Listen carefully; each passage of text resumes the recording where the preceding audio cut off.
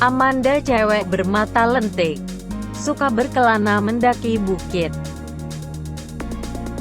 Agar web kamu tambah cantik, ayo mempelajari style sheet. Ayo Mas Ari, susul segera Amanda di atas bukit.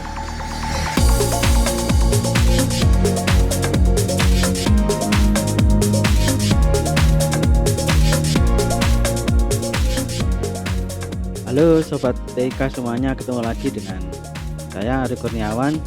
Assalamualaikum warahmatullahi wabarakatuh. Salam sejahtera untuk semuanya. Kali ini di channel Sobat TIK, channel yang membahas tentang edukasi terapan teknologi informasi dan komunikasi, mulai membahas tentang style sheet. Jadi ini adalah materi tentang pertama style sheet. Nah, untuk mempermudah pemahaman kita, style sheet atau berikutnya nanti kita sering menyebutnya dengan CSS, kita akan lanjutkan dari materi yang sudah saya berikan, yaitu tentang dasar HTML5, yaitu tentang pengenalan atau mempelajari struktur dokumen, elemen, atribut, dan value. Nah, di layar sudah saya tunjukkan, ini adalah materi terakhir kita mempelajari tentang struktur dokumen, di mana kita mempelajari atau membedakan atau mengetahui tentang apa itu struktur dokumen, seperti ini yang sebelah kanan ya, kita namakan struktur HTML kemarin itu. Terus ada elemen, kemudian ada atribut dan value. Nah, di sini terlihat ya bahwa kita menggunakan atribut dari elemen untuk merubah tampilan mulai dari warna, terus ukuran, kemudian merubah jenis font.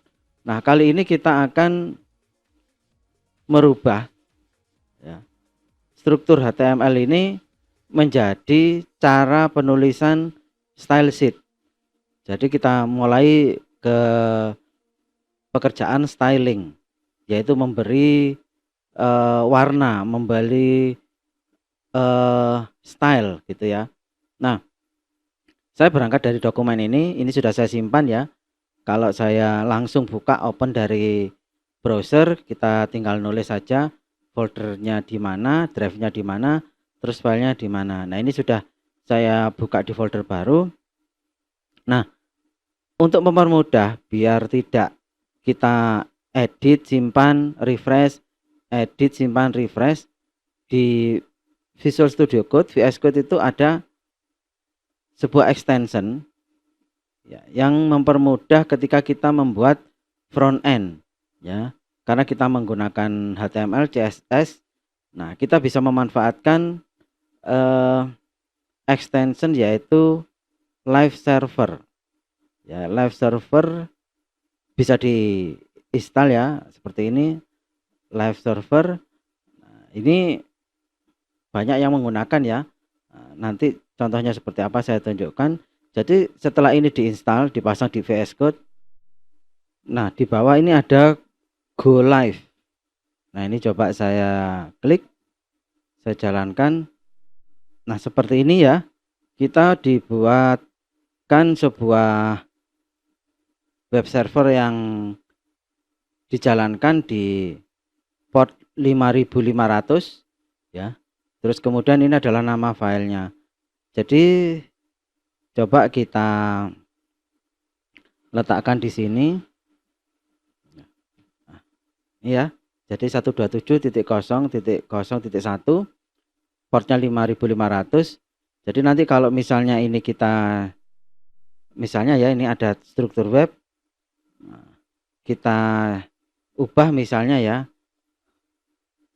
Misalnya saya tulis di sini tes begini, saya simpan. Nah, di sini langsung berubah ya.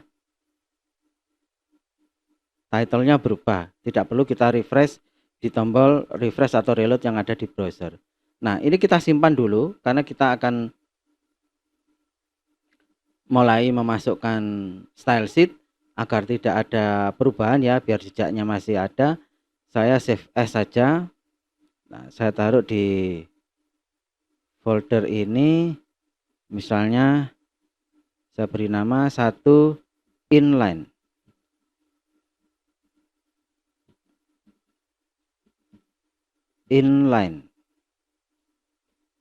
Begini ya. Kemudian ini kita tinggal ganti inline ya. Nah, ini titlenya biar ada perbedaan ya, CSS inline ya. Saya simpan ini ya, save. Nah, misalnya kita tulis di sini H3-nya belajar CSS inline. Kita simpan. Nah, sekarang langsung berubah. Nah, sekarang dengan extension live server kita bisa lebih cepat. Asal sebenarnya ini kita membuat menggunakan front end. Nanti kalau ada HTML atau HTML, CSS, kemudian JavaScript, kita bisa menggunakan cara seperti ini ya, dengan extension live server. Nah, sekarang kita perhatikan, kita pelajari dulu dokumen yang sudah kita buat ya, waktu materi HTML. Nah, kita lihat di sini sudah menggunakan atribut style di bagian body ya, dimana di body ini yaitu merubah jenis fontnya ya. Nah, cara ini yang sebenarnya disebut cara inline ya.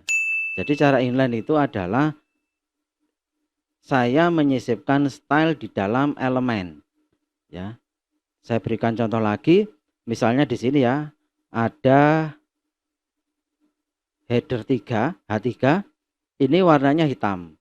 Misalnya saya akan berikan warna jadi putih. Nah, di dalam elemen bisa kita berikan, nah begini ya, atribut style. Nah, stylenya baru kita akan tulis di situ.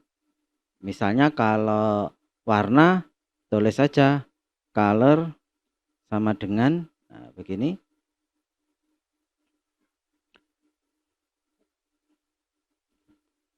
Color titik 2 ya. Nah, di sini ketika kita menuliskan color titik 2 ya.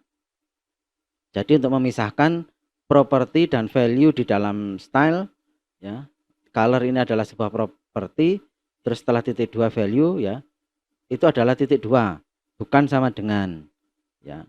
Karena kalau ini dibuat sama dengan, nanti akan campur aduk dengan sama dengan yang ada di atribut HTML ya. Style sama dengan ini atribut. Nah, kemudian ada tanda petik 2 atau petik 1 boleh. Nah, di situ nanti kita bisa memberikan lebih dari satu properti yang ada di style sheet ya. Contoh sekarang color, saya bisa menuliskan warnanya. Nah, karena di sini saya sudah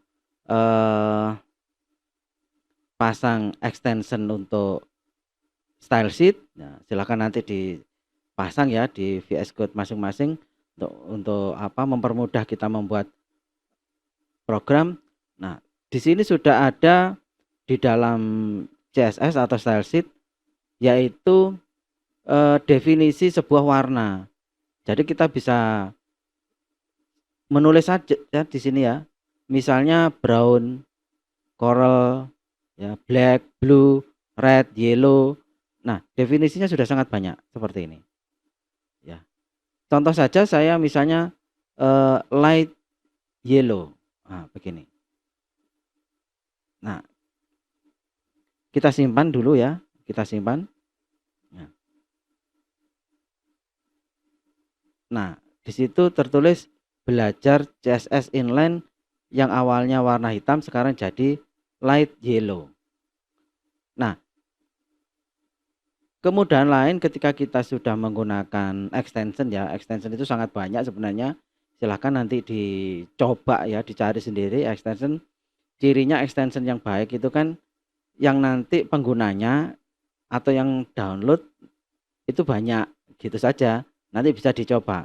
Nanti dibandingkan dengan extension yang lain, karena masing-masing bahasa pemrograman itu banyak orang yang berbaik hati menyediakan extension.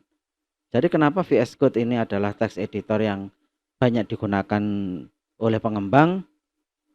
Karena tersedia banyak extension. Bahasa pemrograman yang macam-macam nanti extensionnya mempunyai sendiri-sendiri ya, karena tadi yang saya sampaikan banyak orang membuat extension untuk mempermudah menuliskan program. Contoh sederhana tadi ini. Nah,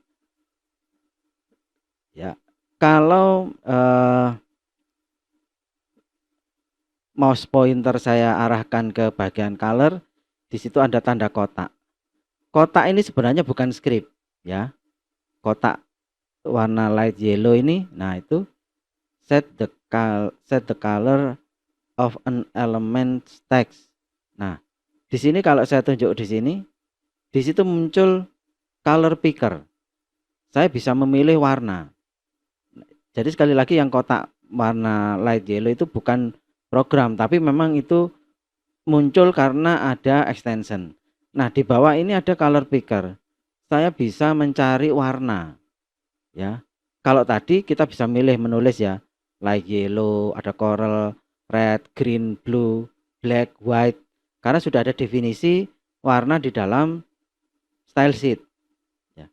Sementara kalau warna kita sebenarnya ada juga yang tidak didefinisikan atau kita memilih warna berdasarkan kombinasi warna RGB, red, green, blue.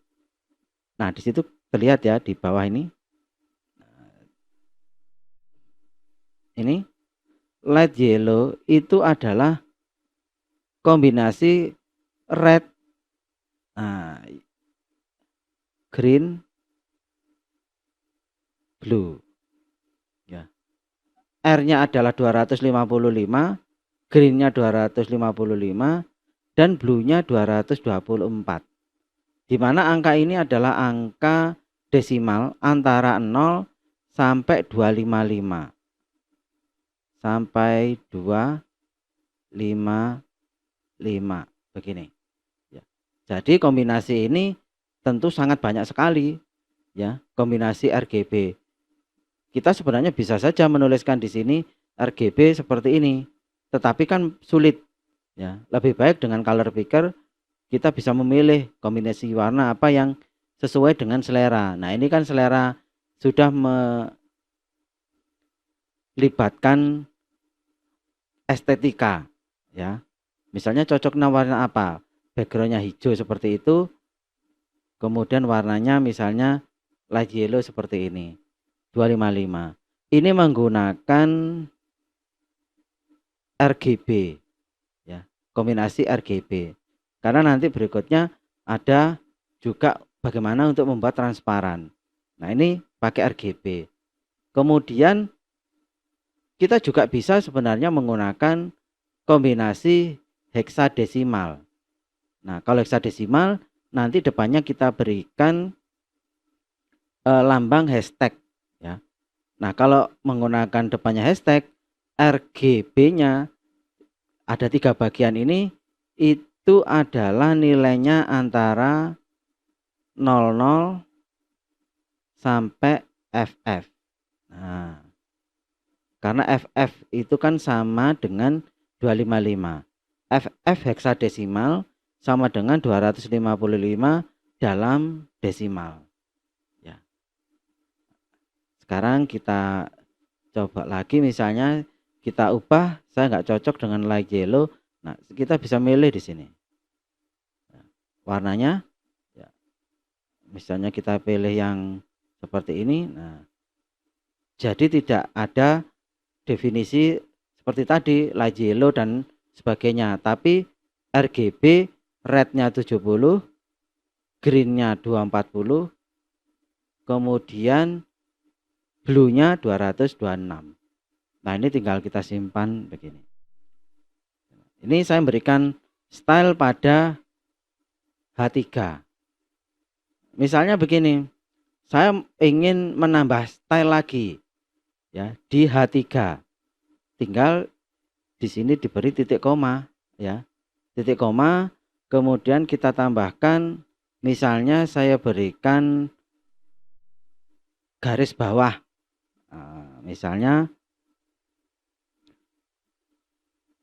border bottom ya, titik 2. Nah, kita berikan bordernya misalnya 2 pixel, contoh spasi, misalnya saya berikan dash spasi, misalnya saya beri yellow. Nah, kita simpan. Nah, langsung muncul di sini garis bawah ya, border bottom ya. Itu cara membuat CSS, menuliskan CSS dengan cara inline ya. Jadi contoh lagi misalnya ya di bagian body ini ya, body contoh saja ini ya. Misalnya kita berikan warna background di kolom atau sel body. Nah, di TD body ini kita tambahkan saja di sini style. Nah, ini sama dengan background. Nah, kita ada pilihan ya, enaknya kalau menggunakan extension begini, background color. Nah, contoh saya buat biar menyolok ya magenta. Saya simpan. Nah, ini jadi magenta. Nah, inilah cara inline. Nah, contoh di sini tabel ya, width-nya, background-nya. Nah, ini ya bisa kita ubah semuanya ya dengan cara yang tadi ya. Nah, bisa diperhatikan di sini ya. Misalnya style sama dengan, nah, kita buat satu persatu. Background color black. Nah, misalnya begini, kita simpan ya. Nah, black ya. Kemudian bordernya kita buat begini, border.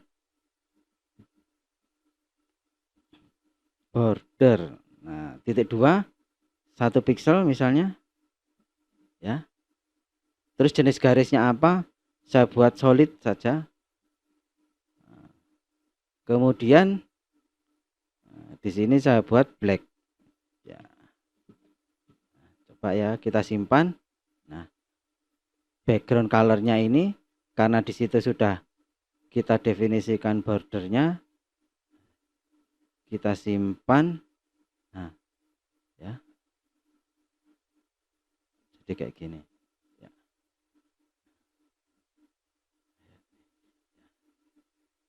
Ya. Nah, kita coba untuk ini ya, membedakan ya inline caranya seperti ini ya, termasuk di sini width ya. Nah, saya hapus dulu ya. TR saya hapus dulu. Nah, ini ya kelihatan ya, background color saya hapus dulu ya. Ini kalau TR misalnya yang di atas kita ingin background color ya sama dengan yang di atas. Style sama dengan background color. Nah, misalnya saya buat white saja, white. Nah, ya. Sama ini kalau misalnya kita copy saja TR table row ya. Ini saya hapus saja ya, ini biar kelihatan. Kita simpan. Nah, ini ya. Misalnya lebarnya table tadi. Nah, ini bisa kita letakkan di depan border atau di belakang ya, misalnya kita buat width titik 2 300 misalnya pixel, simpan. Nah, itu ya. TD di sini style width, kolomnya bagian nomor misalnya kita beri 20 pixel, simpan. Nah, ini salah tulis. Nah, begini ya. Nah, titik 2. Di sini terlihat ya, ada beberapa satuan untuk membuat ukuran ya. Kalau pixel ini kan memang ukurannya fix ya, ukurannya tetap. Jadi kalau kita ganti persen berarti nanti akan tergantung dari lebar halaman yang dibuka ya, sampai sentimeter, inci, milimeter. Nah, sangat banyak di sini. Ya kita pakai pixel dulu karena ini untuk layar web, karena tergantung dari resolusi layarnya ya. Nah, kita lihat di sini ya. Ini kotak-kotak tidak ada bordernya. Nah, nanti di dalam membuat border ada yang namanya border bottom, border top, border left, border right. Nah, ini kita mencoba border berarti tabel ini bordernya semuanya satu.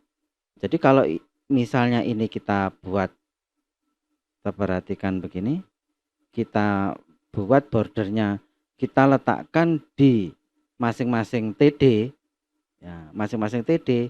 Nah, kita tinggal menambahkan di sini misalnya border titik 2 ya, 1 pixel, solid, spasi, black. Nah, kita simpan. Nah, baru di situ ada ini yang di copy semuanya. Ya, kira-kira seperti ini nanti jadinya. Ya.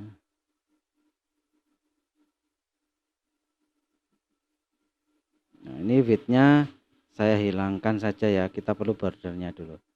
Nah, kita simpan. Nah, di situ. Nah, tabelnya ada yang ini ya, contoh style sama dengan width 300 pixel. Ya. Inilah cara inline. Contoh ini ya, background green ini kan bisa kita jadikan satu di sini ya. Background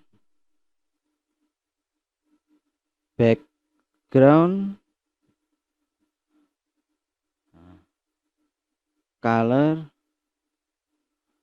kita ubah misalnya mokasin, kita simpan. Nah, jadinya begini.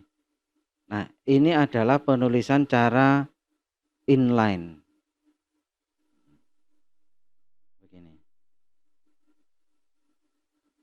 Nah, kalau kita lihat nanti berikutnya ketika kita membuat dokumen web dan stylenya nanti bisa sama ya, kita tentu cara seperti ini akan menyulitkan ya. Untuk mengumpulkan jadi satu style yang sudah kita buat, kita akan membuat blok sendiri atau nanti berikutnya kita beri atau banyak yang menyebut caranya adalah embedded.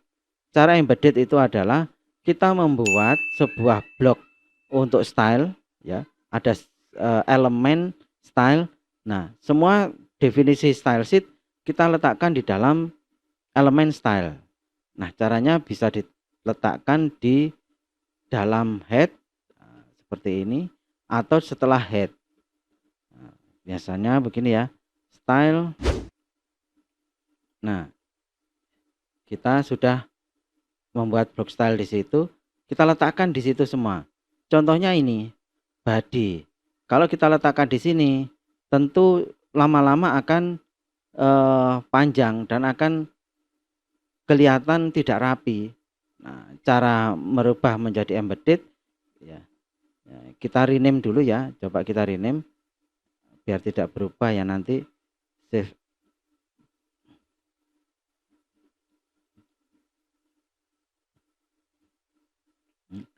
Kita buat embedded yang ini 2 embedded ya. Nah, ini CSS embedded. Nah, kita simpan. Nah, ini CSS embedded ya. Sekarang sudah refresh otomatis sama dengan ini ya. Nah, untuk memasukkan sebuah properti-properti yang akan kita terapkan pada sebuah elemen, ada 3 hal sebenarnya, yaitu mengenai selektor. Selektor itu ada 3, kita akan ubah pada elemen atau pada ID atau pada kelas ya. Karena ini body ini adalah elemen satu-satunya ya, tidak ada elemen yang lain, kita bisa menuliskan di sini body terus kurung kurawal kurung buka ya. Otomatis saya bisa meletakkan properti-properti yang akan saya letakkan di elemen body. Ini sudah ada style ya. Kita geser saja ini ya. Kita geser atau kita cut. Nah, kita cut begini, kita nggak menggunakan inline. Nah, kita letakkan di sini. Nah, kita ganti baris biar mudah membacanya ya. Nih, coba kita simpan, save. Nah, tidak ada perubahan, berarti cara penulisannya saja yang beda. Cuman dari sini sudah kelihatan bahwa coding kita lebih rapi. Nah, misalnya background color ini kita rubah. Contoh yang tadi ya, misalnya kita menggunakan hexadesimal. Nah, background color misalnya begini ya. Nah, kita nuliskan 34. Nah, misalnya 5A A1 contoh. Nah, itu kan muncul sendiri ya. Oh, ternyata warnanya biru seperti ini. Tadi ketika kita menuliskan bilangan heksadesimal, red, green, blue, R-nya 34, red-nya, green-nya 5A, blue-nya A1 kan kita ngarang saja ya. Oh, ternyata birunya seperti ini. Nah, dengan color picker kita bisa dibantu memilih. Misalnya ini. Nah, sekarang jadi begini. Nah, berikutnya H3. Ya, H3 di sini. Nah, kalau saya tuliskan di sini H3, misalnya ya, contoh H3, nah, misalnya begini sama elemennya yang saya pilih sebagai selektornya, ya, ini di copy contoh. Nah, ini stylenya sudah tidak perlu lagi. Nah, begini ya. Saya simpan, saya refresh. Nah, tetap ya. Ini saya rubah dulu ya warnanya biar kelihatan agak gelap. Nah, ini warnanya jadi biru ya. Atau saya buat ini. Nah, pakai H3. Nah, kalau misalnya nanti dalam satu dokumen ini saya membuat elemen H3 lagi, contoh di bawah saya membuat elemen H3 ya. Gini. Ini bagian bawah ya, saya simpan. Nah, coba perhatikan, saya nulis H3 di sini, stylenya sama dengan yang di atas ya. Stylenya sama ya, karena semua yang ada elemen H3 di dalam dokumen ini akan dirubah sesuai properti yang ada di bagian style. Nah, ini kan sebenarnya salah satu keunggulan dari style sheet, bahwa kita bisa mendefinisikan sebuah properti dan kita terapkan ke dalam satu elemen, kedua ID atau kelas. Nah, dalam kasus seperti ini, misalnya yang H3 di bagian bawah, saya tidak ingin seperti H3 yang atas, belajar CSS inline. Nah, kita perlu memberikan sebuah kelas atau identitas. Nah, untuk kasus seperti ini, kita menggunakan kelas, agar nanti kalau misalnya di halaman ini ada H3 lagi, atau mungkin elemen yang lain menggunakan kelas yang sama, nanti tampilannya bisa sama. Nah, makanya di sini H3 saya perlu berikan kelas. Coba perhatikan kelas di sini. Misalnya kelasnya adalah judul ya. Nah, saya buat nama judul. Karena di sini kelasnya judul, di bagian atas di sini saya perlu memberikan titik judul begini. Kita simpan. Nah, jadi yang mempunyai elemen yang mempunyai kelas judul, tampilannya akan seperti properti yang kita sudah buat ini. Contohnya di sini ya, belajar CSS inline itu yang seperti ini. Nah, misalnya yang kuning ini kita buat lebih gelap ya, biar kelihatan. Nah, gini ya.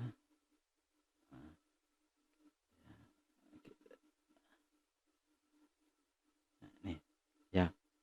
Nah, sekarang kita coba di sini untuk contoh sekalian.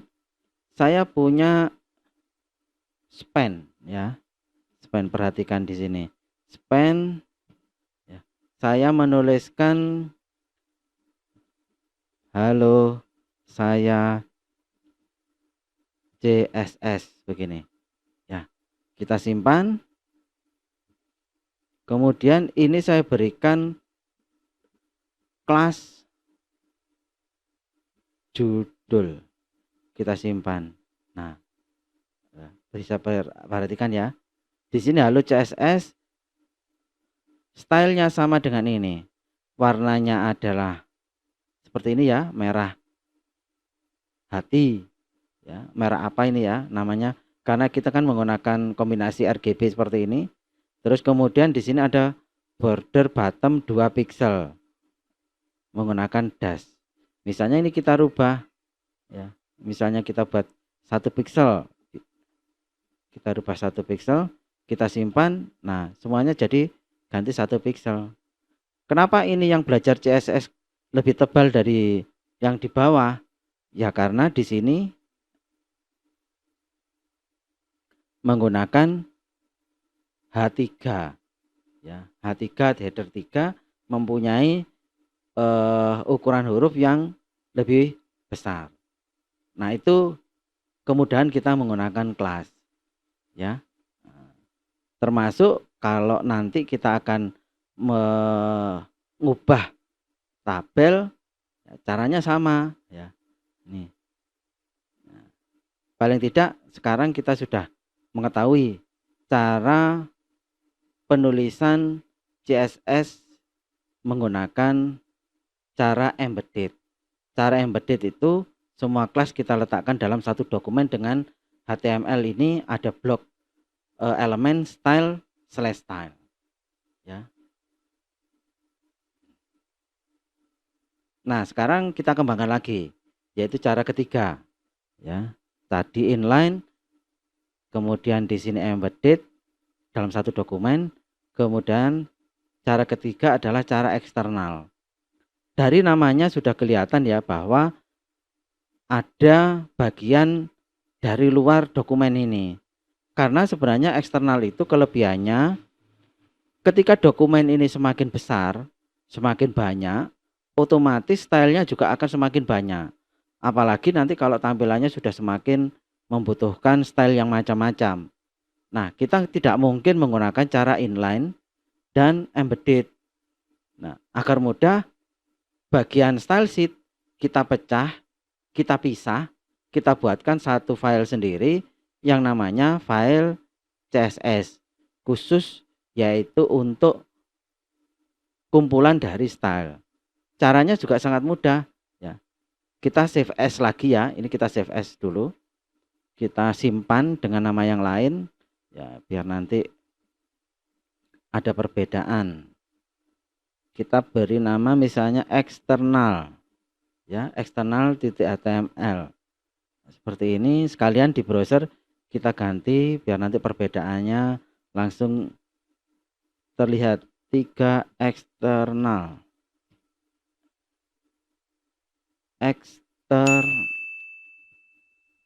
Nah, ini. Nah, caranya mudah ya. Misalnya style ini sudah kita anggap sesuai atau nanti kita ubah ya cara penulisannya biar rapi ya. Ini kita cut saja ya. Kita cut ya, kita blok, kita cut ya.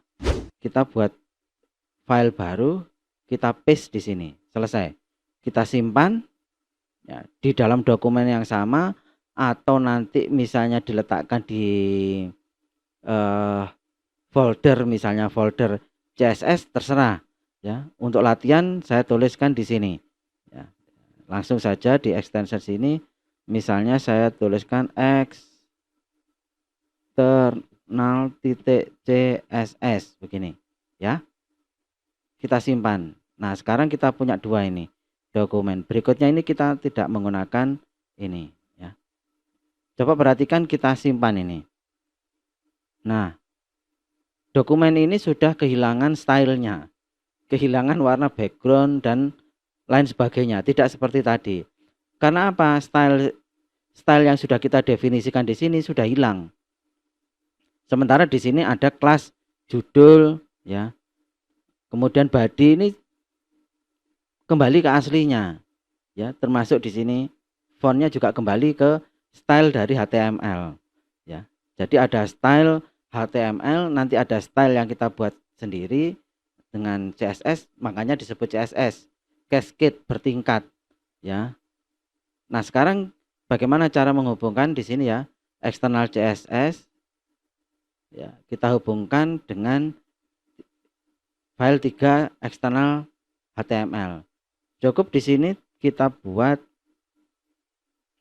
elemen link ya, spasi. Nah, kita langsung menunjuk filenya tadi namanya apa? Href.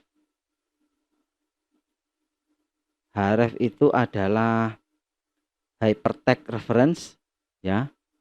Hypertext reference artinya ini akan direferensikan atau dihubungkan dengan hypertext yang mana, dokumen yang mana. Nah, kita bisa menuliskan manual kalau hafal filenya ya, eksternal CSS. Karena di sini kita dipermudah oleh VS Code, kita milih, kita hubungkan dengan yang mana, eksternal CSS. Terus kemudian ada beberapa atribut yang perlu kita tambahkan di elemen link. Misalnya begini, type ya. Harusnya memang begini ya. Tadi style juga bisa kita memberitahukan bahwa ini adalah CSS ya. Kemudian relationnya kita isi, ini adalah style sheet. Kita tutup ya. Nah, sekarang kita simpan. Ada masalah ya. Nah, terlalu banyak S, style sheet. Sekarang stylenya sudah kembali lagi ya, kembali lagi ke awal ya, ada judul dan seterusnya. Nah, sekarang kalau kita misalnya akan merubah tabel ya, tabel ini kan bentuknya seperti ini ya. Misalnya tabel ini kita akan ganti semuanya. Sudah, kita hapus saja di sini semua style yang ada di tabel ya. Background TR-nya kita hapus ya, termasuk ini ya.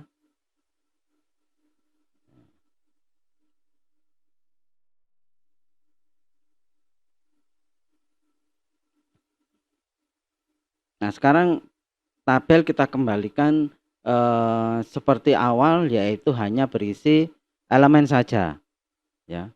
Propertinya tidak kita gunakan sama sekali ya, properti dari atau atribut dari elemen tabel, baik TR, TD dan sebagainya. Nah, untuk membuat tabel ini bisa lebih bagus, kita akan menggunakan style sheet ya, menggunakan style sheet kita yang ada di eksternal. Nah, mungkin tabel ini akan saya perbarui karena tabel itu kan seperti yang dijelaskan di bagian HTML 5 tentang elemen, bahwa tabel itu sebenarnya dilengkapi oleh beberapa bagian. Ini adalah struktur tabel, di mana struktur tabel itu ada head, ada body, ada footer. Makanya ada elemen, saya tambahkan saja di sini, elemennya adalah T head. Nah, di sini ya, T head. Nah, bagian header ini ya, bagian header kan di sini. Seperti ini ya. Nah, ya. Kita juga gara-gara extension ya, ketika kita simpan semua dokumen formatnya jadi rapi ya, jadi rapi. Nah, termasuk di sini kita ubah saja menggunakan T header ya. TH ini sama.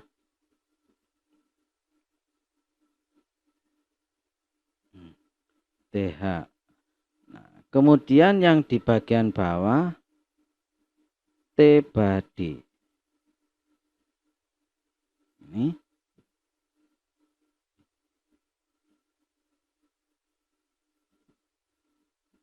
saya simpan. Nah, ya, ada head, ada body. Sebenarnya di dalam tabel kan juga ada caption ya, tapi kita nggak usah menggunakan caption dulu. Kita cukup gunakan yang head dan body. Termasuk footer juga kita tidak gunakan. Nah, tabel ini sekarang sudah mempunyai struktur yang sudah menggunakan elemen yang memang khusus di tabel. Jadi inilah sebenarnya struktur tabel disusun dari berbagai elemen. Nah, sekarang kita tinggal menggunakan style sheet untuk merubah tampilannya biar tidak seperti ini. Ini kan kelihatan jelek ya, tidak kelihatan tabelnya. Nah, kita cukup nanti sama kita misalnya tabel ini kita buat kelas ya. Jadi nanti selektornya CSS-nya tidak tersasar, mana ini yang mau diubah ya, mau diganti. Misalnya kelasnya misalnya TBL 1 contoh. Saya simpan.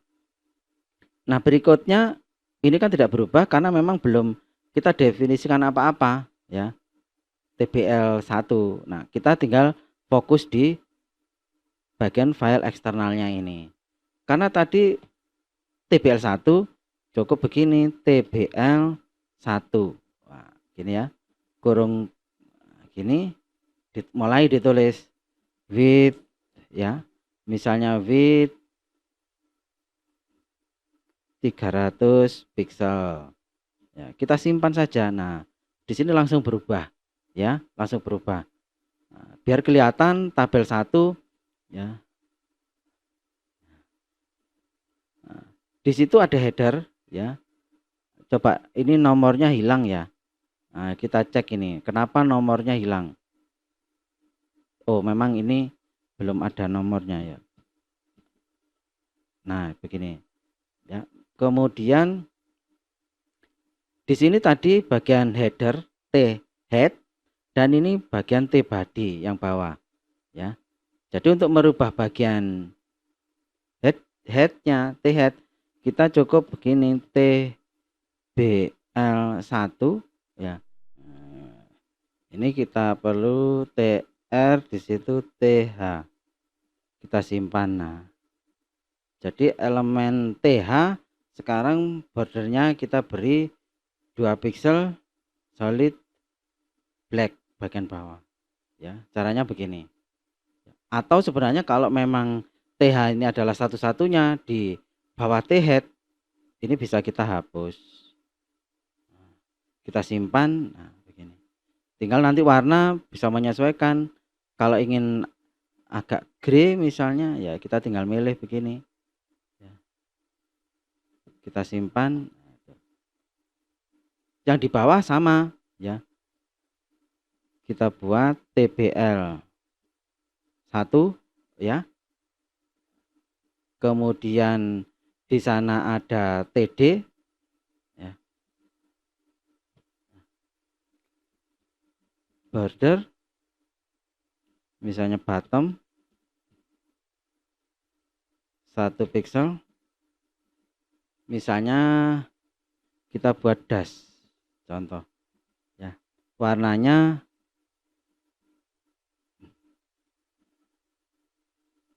contoh kita buat green. Kita simpan. Nah, jadi muncul tabelnya seperti ini ya.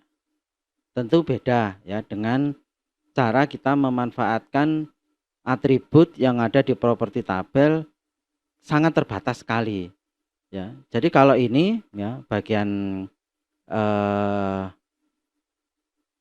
style sheet, kita memberikan garis saja bisa diberi lebih spesifik ya. Misalnya bagian header ini, di situ ada border bottom, misalnya ingin bagian atas border top. Nah, kita bisa menentukan di situ border topnya, misalnya 2 pixel sama ya. Nah, garisnya nah bisa dotted, bisa double. Kita pilih double, kita pilih warnanya nah red misalnya, kita simpan. Nah, di situ ya. Misalnya kita tentukan di sini 1 pixel. Nah, ini contoh kita membuat tabel. Nah, nanti tinggal berikutnya bagaimana kita mengkreasi sebuah tabel yang sesuai dengan kebutuhan kita ya. Mungkin masalah warna. Jadi header pun kalau misalnya kita berikan warna ya tinggal background color, misalnya kita sandy brown. Nah, ya. Nah, sekarang ini adalah cara penulisan eksternal. Kita lihat dokumen kita sekarang lebih rapi ya. HTML sendiri seperti ini ya, HTML sendiri, kemudian CSS-nya sendiri ya. Ini namanya cara penulisan eksternal. Nah, sekarang dengan cara ini ya kita bisa banyak mempelajari kapan kita menggunakan cara inline yang harus kita sisipkan di dalam elemen ya. Kapan menggunakan embedded dan kapan menggunakan eksternal. Yang jelas ketiga-tiganya ini memang bukan terus ada mana yang lebih bagus, semuanya bagus, tergantung kebutuhan kita. Kalau kita memang kebutuhannya hanya merubah satu elemen saja, kalau kita pakai eksternal ya terlalu berlebihan. Nah, jadi kalau kebetulan yang kita cobakan eksternal hanya satu ya CSS-nya. Nah, kalau nanti berikutnya Anda misalnya mau membuat style yang digunakan untuk yang lain, ya lebih baik di filenya dipisah, dikelompokkan sendiri. Yang penting linknya nyambung dan fungsi atau dokumentasi atau definisi stylenya ngumpul jadi satu dalam satu file. Jadi tidak perlu satu file saja CSS-nya, tapi nanti malah campur aduk. Nah, makanya namanya style sheet sendiri nanti fungsinya akan sendiri-sendiri. Contoh misalnya Anda mempunyai definisi style sheet khusus untuk tabel sendiri. Jadi di webnya nanti banyak sekali bentuk-bentuk tabel yang bagus-bagus. Kita tinggal manggil menggunakan kelas. Misalnya TBL1, TBL2, TBL3, kita buatkan file CSS jadi satu. Mungkin ada nanti style sheet yang lain digunakan untuk layout webnya ya, untuk tata letak webnya. Mungkin ada style sheet yang digunakan untuk yang lain. Nah, nanti memang ketika kita membuat website, kita akan melibatkan atau membuat link seperti ini ya. Itu lebih dari satu ya. Nah, Mudah-mudahan materinya bisa dipahami ya. Berikutnya nanti kalau kita membuat belajar ya, materi video-video, kita akan selalu melibatkan HTML, CSS. Nanti kalau perlu perhitungan-perhitungan program, ya kita nanti harus belajar JavaScript. Kita letakkan JavaScript. Karena 3 ini, HTML, CSS, JavaScript, sepertinya nggak bisa sendiri-sendiri. Kita harus belajar bareng ya. Makanya silakan simak video-video berikutnya. Kita belajar bersama dengan channel Robotika. Terima kasih, mudah-mudahan bermanfaat dan tetap semangat untuk belajar bersama channel Robotika bersama saya Arif Kurniawan. Sekali lagi terima kasih. Wassalamualaikum warahmatullahi wabarakatuh.